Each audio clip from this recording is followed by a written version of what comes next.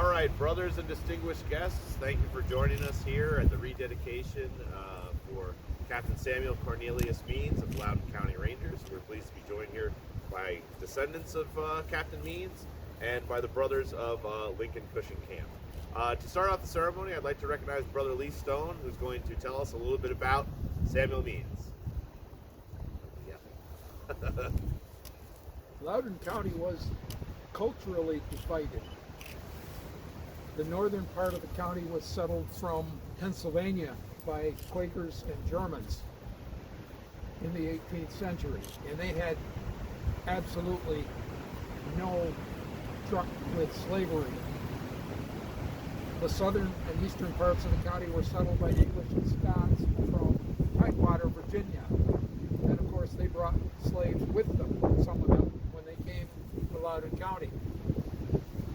There was chattel slavery throughout Loudoun County, but much less in the northern part. Loudoun County was agriculturally rich, one of the richest counties in the Commonwealth of Virginia at the time of the outbreak of the Civil War.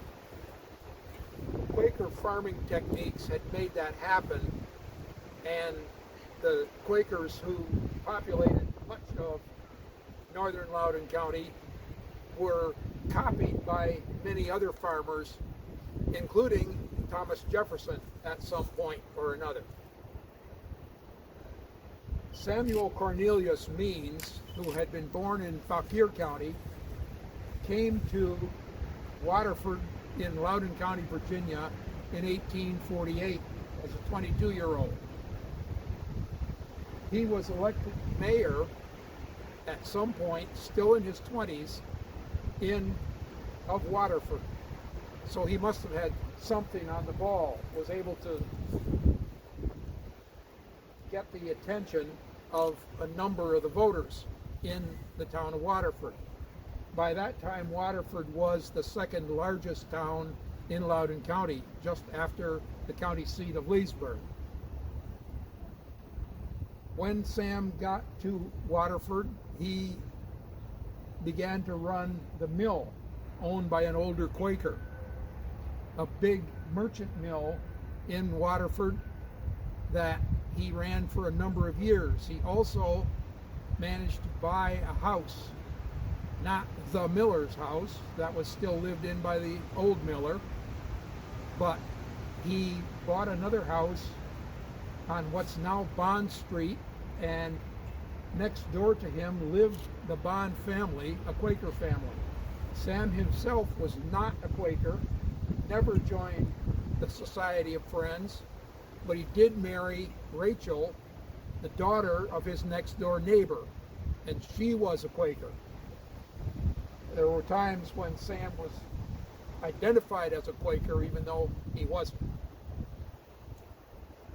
He ran that merchant mill in Waterford. He finally bought it in 1859. However, in order to buy it, he had to run up a good-sized debt. So he was in debt when 1861 rolled around, and there was trouble between the sections of the United States. He ran transport also to Point of Rocks in Maryland, where the farmers would bring their grain and their flour to ship either to Washington on the C&O Canal or to Baltimore on the railroad. And so he was involved in the transport of that. He was apparently quite a good teamster. And he had a number of wagons and horses in his employ. His brother Noble Means worked with him. In fact, Noble eventually got to be the Baltimore and Ohio Railroad agent in Point of Rocks. So in addition to helping Sam with the transport and the selling of wheat and flour, he also ran the station at Point of Rocks. business was disrupted by the outbreak of the war. It wasn't any longer easy to just take things to Maryland because Maryland was now a part of a different nation, at least according to those in Virginia.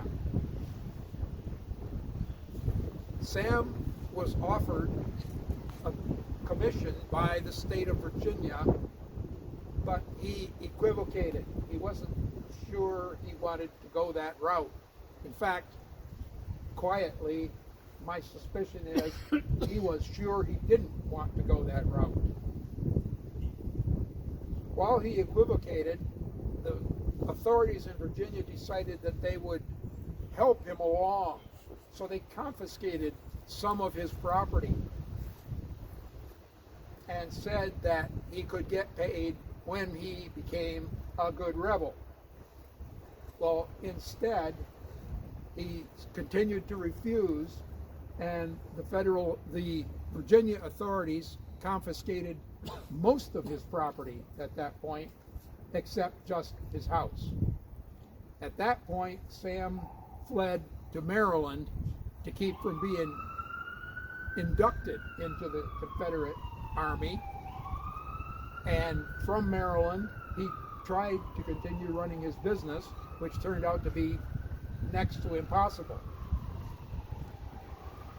He began to guide Union forces' forays into Loudoun County because he knew much of the county, particularly the northern part, and he knew many of the people there and knew which ones were reliable Unionists and which ones were unreliable secessionists, regardless of what they might tell someone who didn't know them. The Commonwealth of Virginia eventually put a price on Sam's head, which has been identified as anywhere from $2,000 to $15,000. There was also, and this was not the Commonwealth of Virginia, this was local businessmen, put a lien on his mill of $10,000. So Sam was in deep debt at this point. And in his mind, the only way to get out of that debt was to help the Union win the war, at which point the Confederate debts would fall away. There was an attempt on the federal side to form a Virginia regiment of infantry, and Sam was identified as the captain of one of the companies in that regiment. Fortunately or unfortunately, that regiment never was formed, and Sam was never offered a commission in it. Sam actually wanted to form an independent unit that would stay near where he knew all the people and where his home was. After a couple of false starts, Sam got a commission directly from Secretary of War Edwin Stanton in Washington. That commission was signed on the 20th of June, 1862, and authorized him to raise and muster into federal service a company of cavalry from the Commonwealth of Virginia, then in rebellion against the federal government. He began to raise that company of cavalry. He knew many of the people who were going to join it. Many of the younger folks in North Loudoun not only had no truck with slavery, they had no truck with secession either. And so there were plenty of people willing to sign up. Unfortunately for the Loudoun Rangers, as they were informally called, there were Southern troops being recruited from Loudoun as well, under one Elijah Veers White, who eventually, later in the war, became a colonel and was in command of the 35th Virginia Battalion of Cavalry. Early in the war, his troops followed something more like what the Loudoun Rangers would do, only they had formed first. And so they decided they would teach a lesson to these traitors, as they called them, in North Loudoun. so Elijah White, with some of his troops, showed up in the middle of the night on the 27th of August, 1862, in Waterford, Virginia, where some of the Loudon Rangers had bivouacked in the Baptist church. Very early in the morning, before it was really light, the Loudon Rangers who were in the church came out front and formed in a rank to get their assignments. There were shadowy figures out behind the house across the street, and when those figures were challenged, they fired a volley into the ranks of the Loudon Rangers. And although Sam Means was not there, he had gone to spend the night with his wife elsewhere in town. The commander there, a lieutenant named Luther Slater, was wounded 5 times, and several of the other Rangers were either killed or wounded in those volleys. They hurried back into the church, which they tried to hold, but when they ran out of ammunition, eventually were forced to surrender to the Confederates and were paroled. Some of the Loudon Rangers had escaped and were not paroled, which meant they could go on fighting. Sam Means was one of those who managed to get out of town before the Confederates found him. So there were a number of Loudon Rangers who were no longer able to fight because they were paroled until they could be exchanged. Less than a week later, many of those Loudon Rangers who were not paroled ran into General Lee's army coming north through Leesburg and were defeated again and lost several killed and wounded in that event in early September. So these two unfortunate events almost did the Loudon Rangers in. Some of their people were grimly determined to go ahead with their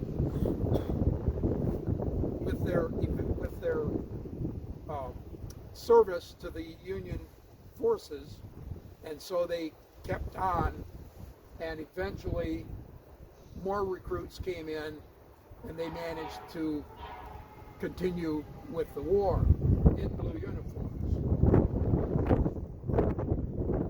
Some of those Loudon Rangers who were neither killed nor wounded nor paroled ended up in Harper's Ferry just about the time General Lee's army surrounded Harper's Ferry and demanded its surrender.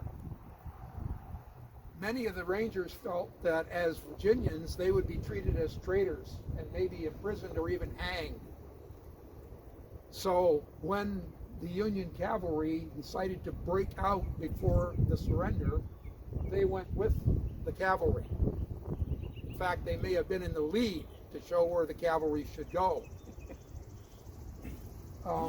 So the Loudon Rangers, or those that were in Harper's Ferry, did manage to get out before Colonel Miles surrendered the post to the Confederates. By the way, the largest surrender of the U.S. Army until World War II.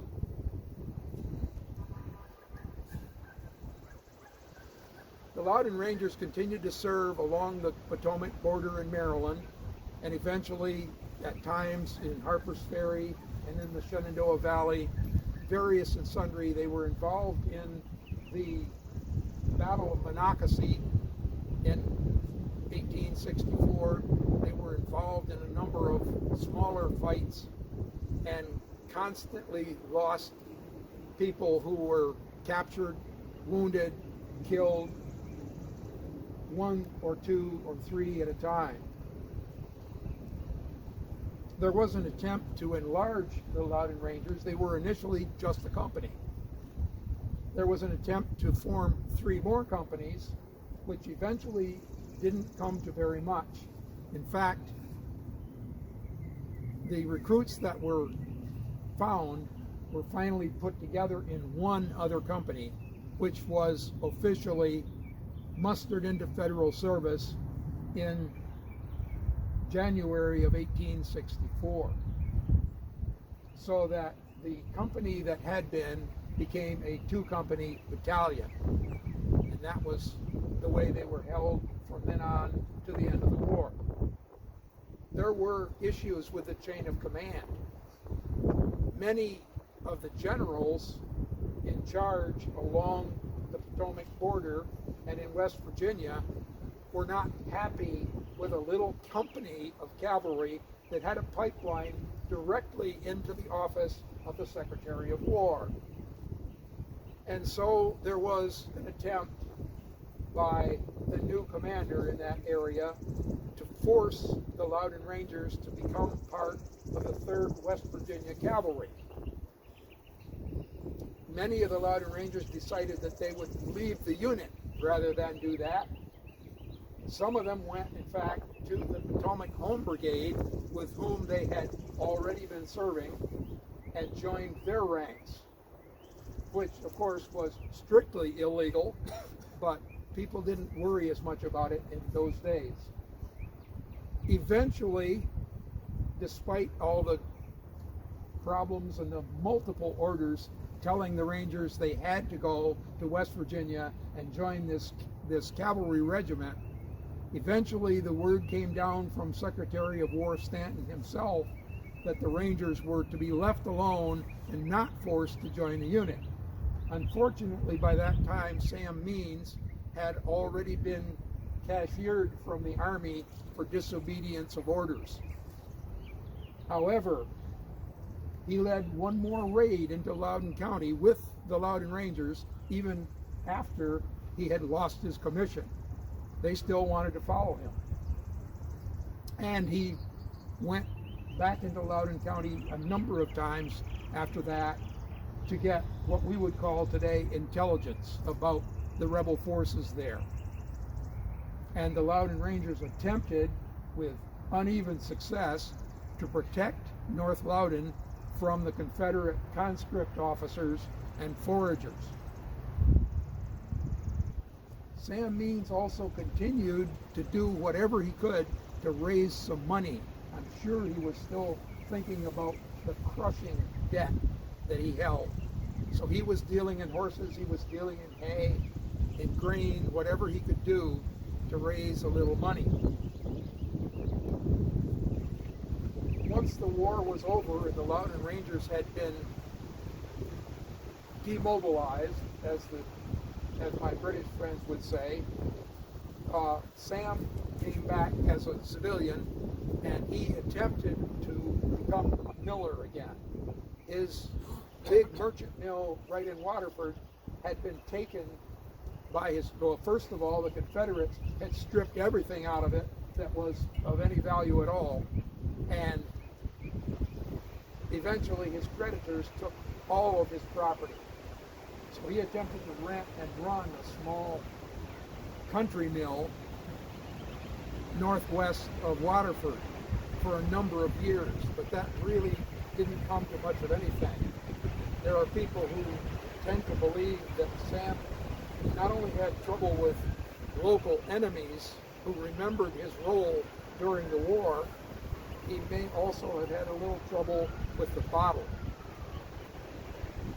He moved to D.C. with his wife in 1883, and she ran a boarding house in D.C. to keep them both in something to eat.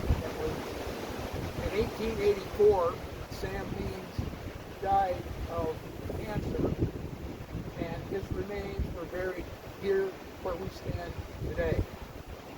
Now, Sam was totally ruined by the Civil War, despite having fought for the winning side, because in Loudoun County, the people who had been in charge before the war eventually got back in charge, and they remembered who their enemies had been during the war. So Sam really didn't have much of a chance.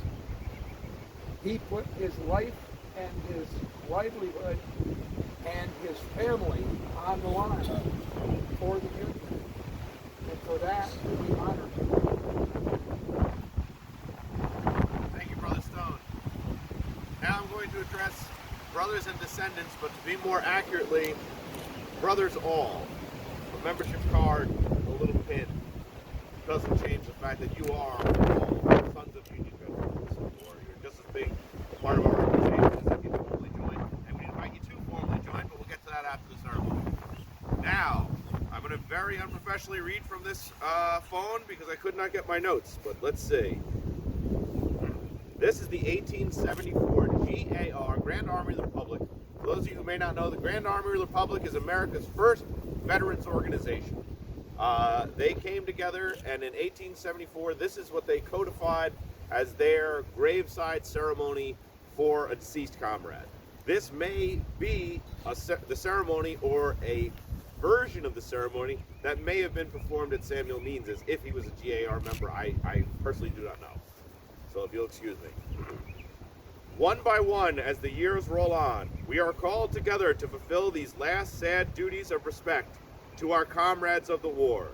The present, full of the cares and pleasures of civil life, fades away, and we look back to the time when shoulder to shoulder on bloody battlefield, or around the guns of our man of war, we fought for our dear old flag. We may indulge the hope that the spirit with which on land and sea hardship, privation, danger were encountered by our dead heroes, a spirit uncomplaining, nobly, manfully obedient to the behest of duty, whereby today our northern honors are secure and our loved ones rest in peace under the aegis of the flag. We will prove a glorious incentive to the youth who in ages to come may be called to uphold the destinies of our country. As the years roll on, we too shall have fought our battles through and be laid to our rest. Our souls following in the long column to the realms above, grim death, hour by hour shall mark its victim. Let us so live that when that time shall come, those we leave behind may say above our grave, here lies the body of a true-hearted, brave, and earnest defender of the Republic. Now, brothers, when I point at you, you'll sound off with your name.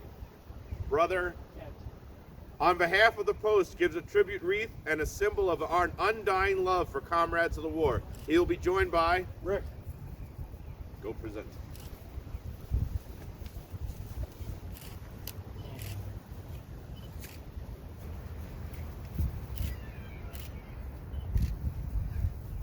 Brother Charles.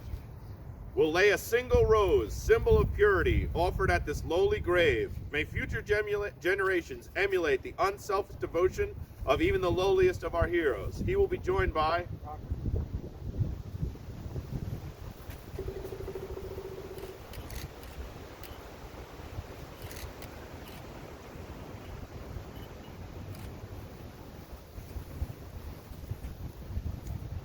Brother Mark. presents a wreath of laurel, the last token of affection from comrades in arms. We crown these remains with the symbol of victory. He will be joined by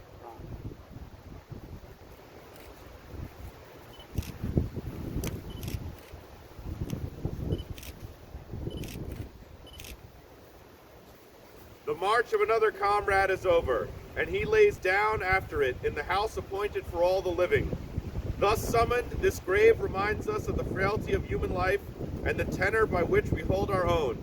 In such an hour as ye think not, the Son of Man cometh. It seems we should leave our comrade to rest, where over him will bend the arching sky, as it did in the great love when he pitched his tent, or laid down weary and footsore by the way, or on the battlefield for an hour's sleep. As we leave our comrade to rest, no longer to hear the sound of the waves, or to float upon the bosom of the deep, no longer to sail beneath peaceful skies, or to be driven before the angry storm, we may find him welcome in the land where there is no more sea. As he was then, so he is still in the hands of the Heavenly Father. Amen. Before we recognize the descendants, I just wanted to say I wanted to thank everyone for being here. That this worked out this way is totally crazy to me. I never would have thought there'd be this many people here, and that we'd be able to find, you know, the actual descendants of Captain Means. To let you know where I came across Captain Means. I am a very proud member of the Sons of Union Veterans of the Civil War. I'm a camp commander up in New York. We do a program. Now some fools will tell you that April is Confederate History Month. Such a month does not exist. Now we run counter programming up at Camp 124. And during that month of April, on Facebook, we recognized Southern Unionists. Because the Southern Unionists are some of the most important people in the Civil War, and they're some of the most overlooked. They could have taken the coward's choice, like Robert E. Lee did. Abrogate your oath before God to turn against your own country. But they didn't. Sam Means, despite the fact that he was surrounded by people whom he may have called friends before the war, who disagreed with his decision, he stood up for what was right, and he stood up for America. And as Brother Stone told us, he suffered terrible consequences for it. He would have had an easier life had he fought for the Confederacy, but it wasn't the right thing to do. And he made that choice.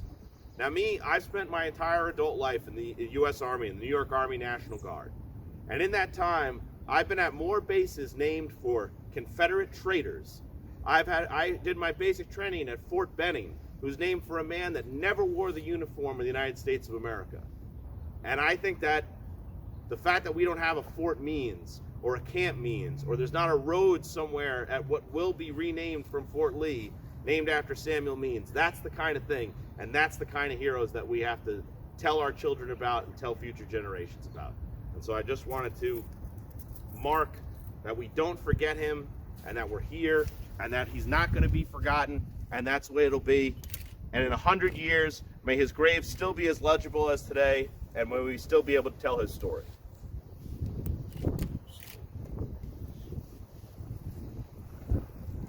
All right. Now to the Deichmann family, you have the floor. My name's Rick, and I just wanted to say thank you very much on behalf of my brother Bob and my brother Ron, to be honored to be here today with this group of individuals. Thank you very much for honoring my great-great-grandfather. Amen. All right. Brothers, attention. Dismiss.